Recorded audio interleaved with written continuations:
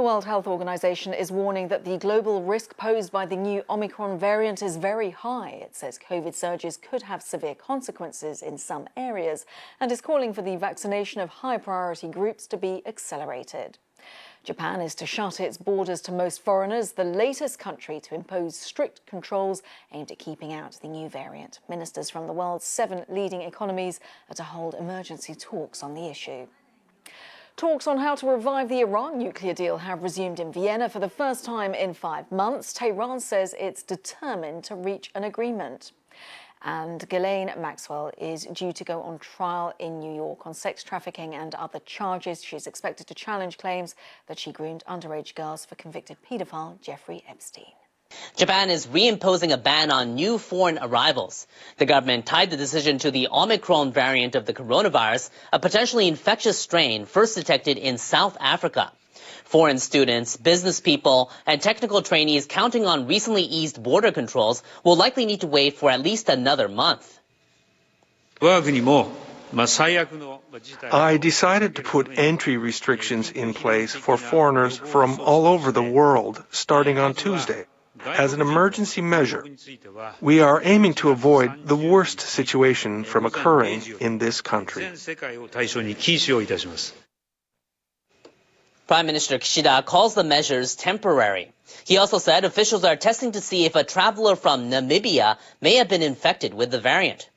The government is tightening restrictions on residents returning home from over 40 countries, including parts of Africa and Europe. They must now stay at designated facilities for up to 10 days upon arrival. I'm very disappointed in it. My college-age kids were supposed to be coming to Japan the end of December, and now it's not looking very promising that they're going to be able to come here, and we've been separated for a very long time. I think it's good that they are acting quickly. In this kind of situation, although I feel disappointed, there's no other option. Japan's National Institute of Infectious Diseases classified Omicron as a variant of concern and called on residents to remain vigilant. Fears over the Omicron variant have prompted other Asian countries to take quick countermeasures. India has revised its guidelines for international arrivals effective from Wednesday. Travelers from more than a dozen nations will need to follow additional measures upon arrival.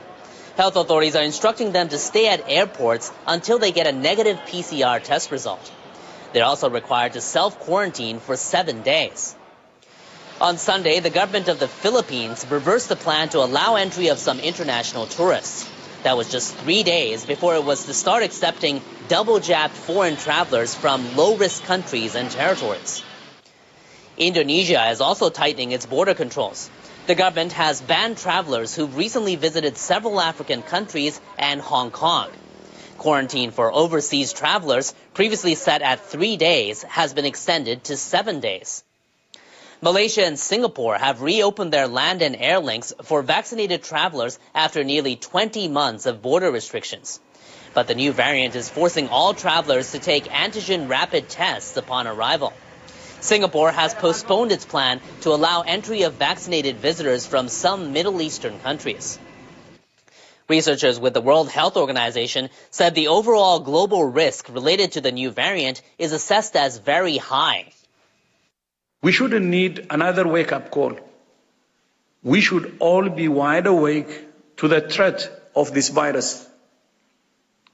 But Omicron's very emergence is another reminder that although many of us might think we're done with COVID-19, it's not done with us. The WHO chief opposed the global move by countries to shut their doors to travelers from South Africa and Botswana. He said those two countries should be thanked for detecting and reporting the new variant, not penalized.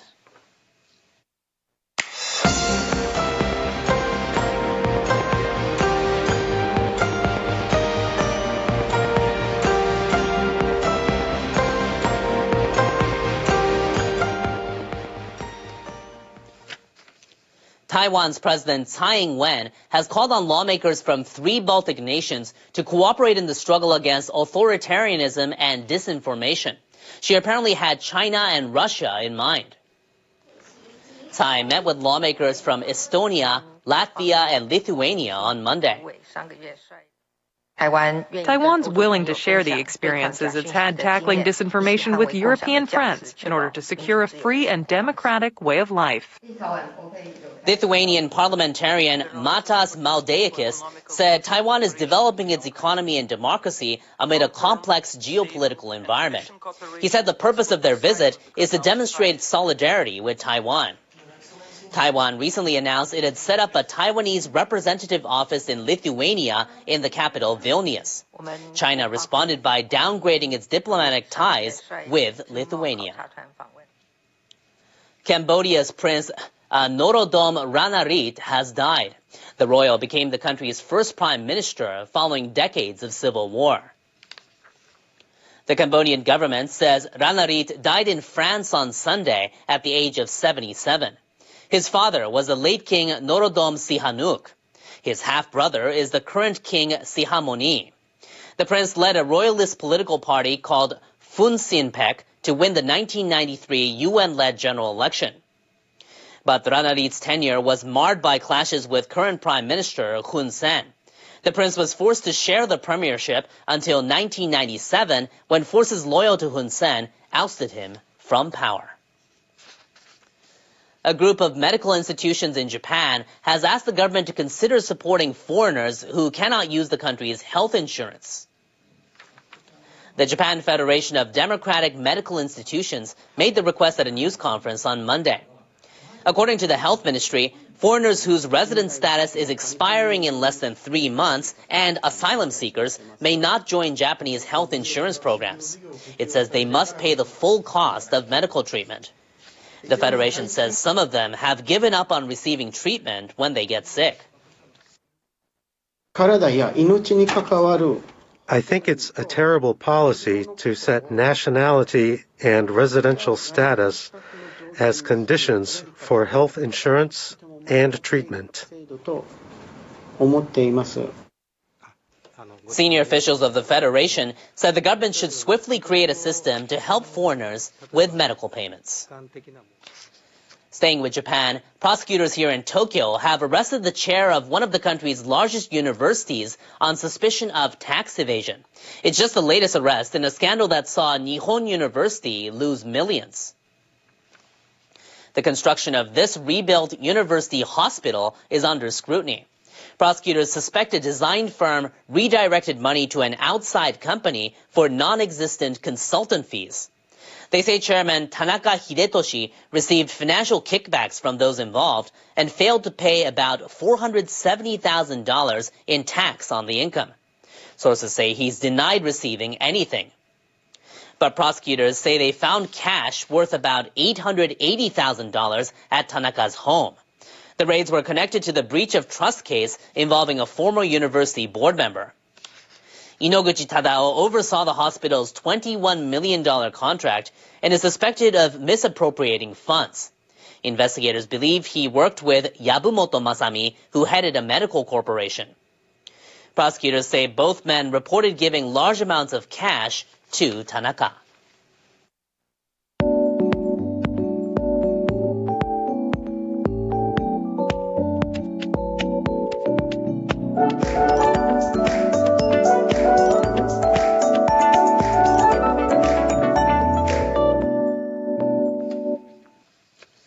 Officials in Japan's northern city of Sapporo have outlined their latest plan to bid for the 2030 Winter Olympics and Paralympics that includes a reduction in costs. The proposal slashes costs through the use of existing facilities and personnel reductions.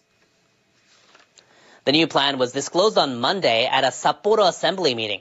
It calls for a budget reduction of up to $790 million. The original plan, announced in 2019, called for spending of about $3 billion. The city on the island of Hokkaido will not build new venues for the Games. Instead, it plans to utilize 13 existing facilities in the city and beyond, including one in Nagano, which was host of the 1998 Winter Games. Under the plan, a venue built for the bobsledding, luge, and skeleton events at the Nagano Games will be used. We would like to make the Games a way to contribute to the world by hosting a sustainable Olympic and Paralympic Games well suited for Sapporo. Now, before Sapporo can be named the host city, it needs to hold continued discussions with the International Olympic Committee to improve its plan. Salt Lake City and Barcelona are among other cities that have expressed interest in hosting the 2030 Winter Games. The IOC has not indicated when it'll pick the host city. Shifting now to southwestern Japan, where repairs to a giant sand sculpture have been completed. Its design is based on a centuries-old coin. The sculpture is located in the city of Kanwonji, Kagawa Prefecture. It measures about 120 meters east to west and 90 meters north to south. The design is based on the Kanetsuho, a coin dating to the 17th century. Locals say it was created about 390 years ago. About 160 people took part in the work on Sunday, including city officials and volunteers. They used shovels to pile up the sand, guided by a supervisor on an observation deck. The sculpture is normally repaired every spring and fall. The design has been preserved through the generations, and we will continue to protect it for the generations to come. Well, according to tradition, people who see the sculpture will be free of concerns about money. Next in weather, a potent storm has dumped heavy snow over parts of Spain, causing many road closures. Our meteorologist John Thuneau has more on the situation in our World Weather Report. Hello. Over the weekend, we had a strong storm that rolled through the northern areas of Spain, and that dumped a significant amount of snow into the area. Here's a look at some of the video to give you an idea of how it looked on Sunday as Storm Arwen brought traffic to a standstill in northern Spain Sunday. About 140 roads were closed due to heavy snow. Now, Spain's traffic direction said that 139 roads had been severely affected by the weather. Some truck drivers were stuck on highways for more than 15 hours. You can see the impact from that. We are looking at things to calm down for the Iberian Peninsula, though we still have a low that's going to be nearby, and that's going to help bring some showers into the northern areas of the country, but at least things are going to be a bit calmer. Notice the strong winds impacting the northern areas of Europe, though, as we have 3 areas of low pressure all spinning around. That's going to bring some cold weather, some strong winds, and we are talking about some snowfall as well. Look at this. Warsaw looking at some snow with a high of 1 on Tuesday. Moscow seeing some snow as well. Stockholm staying below freezing as we go through the day.